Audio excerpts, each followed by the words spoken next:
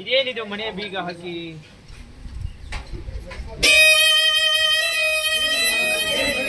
ಇದೇನಿದು ಮನೆಗೆ ಬೀಗ ಹಾಕಿ ಸೀಸ್ ಮಾಡಿ ಹೋಗಿರೋರಲ್ಲ, ಎಲ್ಲಿ ಹೋಗಿರಬಹುದು ನನ್ನ ಅಣ್ಣ ಅತ್ತಿಗೆಯರು?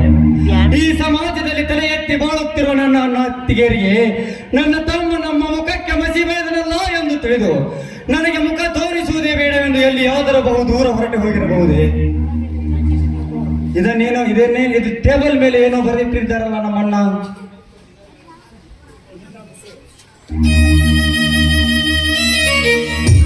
ಇದರಲ್ಲಿ ಏನು ಬರೆದಿರಬಹುದು? ನನ್ನ ಪ್ರೀತಿಯ ತಮ್ಮ ಲಕ್ಷ್ಮಣಗೆ ನಿಮ್ಮ ಅಣ್ಣ ಅತ್ತಿಗೆ ಮಾಡುವ ಆಶೀರ್ವಾದಗಳು. ಈ ಚೀಟಿ ಬರೆಯಲು ಕಾರಣವೇನೆಂದರೆ ನೀನು ನಿರಪರಾಧಿ ಎಂದು ನನಗೆ ಚೆನ್ನಾಗಿ ಗೊತ್ತಿದೆ.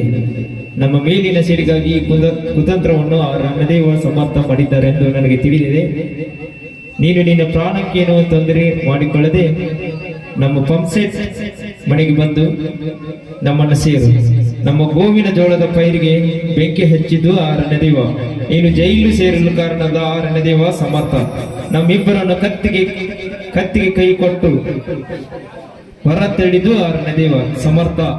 ಅಷ್ಟೇ ಅಲ್ಲ, ನಮ್ಮೆರಡು ಎತ್ತುಗಳನ್ನು ಸುಟ್ಟು ಬೂದಿ ಮಾಡಲು ಆ ರಣದೇವನೇ ಕಾರಣ, ಸಮರ್ಥನೇ ಕಾರಣ. ಇಷ್ಟೆಲ್ಲ ಕಾರಣಭೂತನಾದ ಆ ರಣದೇವ ಸಮರ್ಥ ರುಂಡ ಚಂಡಾಡಿ ರಣರಂಗದಲ್ಲಿ ಅವರ ರಕ್ತದ ಉಕ್ಕಳಿ ಆಡಲು ಬಿಸಿ ರಕ್ತವೇ ರಣರಂಗದಲ್ಲಿ ರಕ್ತದ ಉಕ್ಕಳಿ, ಅದೇ ರಣರಂಗದಲ್ಲಿ ರಕ್ತದ ಉಕ್ಕಳಿ ಇಂತಿ ನಿಮ್ಮ ಬಸವಂತ. ರಕ್ತ ಕುಡಿದು ಕೊಪ್ಪಿನಿಂದ ರಣದೇವ ಈ ಅನ್ಯಾಯವಾಗಿ ಯಾರೋ ಮಾಡಿದ ತಪ್ಪನ್ನು ನನ್ನ ತಲೆಯ ಮೇಲೆ ಹೊರಿಸಿ ನನ್ನ ಗೋವಿನ ಜೋಳದ ಪೈರಿಗೆ ಬೆಂಕಿ ಹಚ್ಚಿದ್ದಾರೆ. ನನ್ನ ಎರಡು ಎತ್ತುಗಳನ್ನು ಸುಟ್ಟು ಹಾಕಿ ನನ್ನನ್ನು ಜೈಲಿಗೆ ಕಳಿಸಿ ಇಷ್ಟೆಲ್ಲ ನನ್ನ ಅಣ್ಣ ಅತ್ತಿಗೆಯನ್ನು ಕತ್ತಿಗೆ ಕೈ ಕೊಟ್ಟು ಹೊರಗೋಗಿರಲ್ಲ. ಇಷ್ಟೆಲ್ಲ ಹೇಳ ಕೃತ್ಯಗಳು ಮಾಡಿ ನಿಮ್ಮನ್ನು ಹೆಣಮರೆ ಕಟ್ಟಿ